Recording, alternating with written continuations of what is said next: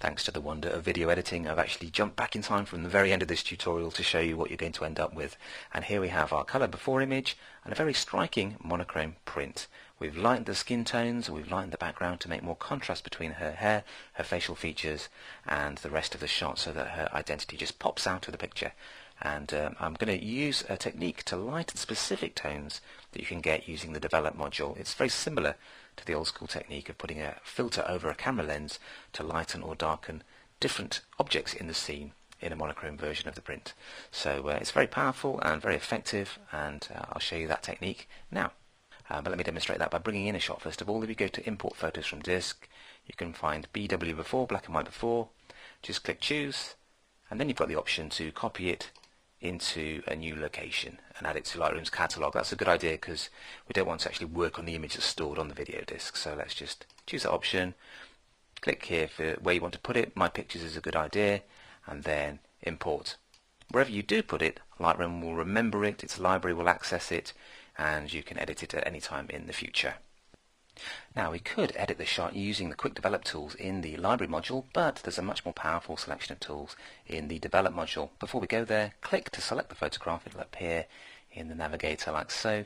Then go to develop, and here we have a variety of different ways to make the shot monochrome and make it much more striking with a higher contrast. So a quick way to turn the shot into black and white would be to click the grayscale button here in the basic tab, and that just chucks out all the color information, but it doesn't allow you to change the tones of the shot. You can't say I want the lighter skin tones or darker brown hair.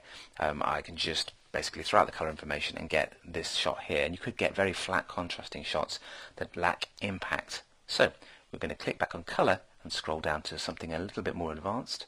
If we go down to the HSL color and grayscale tab, once you click on grayscale, the color information's gone again, but this time you've now got a mix option to lighten or darken specific colors in the photo, which is fantastic. If you're not sure about those colors, let's just close this tab for the moment. Let's click here to see a before and after, which is very handy. And now we can see, oh yeah, there's a lot of reds and yellows, very warm skin colors here. So if we just go for something warm like yellow or orange, let's just drag the orange to the right, and you can see it's lightening the oranges without affecting the other tones in the shot. Now to make the girl stand out even more from the background, we can lighten it. So if we go to yellow and just drag that to the right, you can see that's lightening the background and making the hair stand out even more due to a bigger change in contrast between the highlights and the shadows. So that's a cool way to make the girl stand out by tweaking specific colors in the original shot using these sliders here. We can then change the tones overall by going back up to the top here and make the blacks much blacker by dragging them to the right, just to increase the contrast even more and make the hair darker without changing the highlights. So that is a much more striking high contrast image. To get a better look at the after version, I'm just going to click here to go to the loop view. I've minimized my tab so that it just pops up when I move over to the edge here, just by clicking in this little section here. So there's a better look at the shot, and we can fine-tune it by targeting specific areas, not by using those color sliders, but by actually using the adjustment brush, which has been around since Lightroom 2 was born, but CS4 users are now enjoying that in their raw editor. So click on here.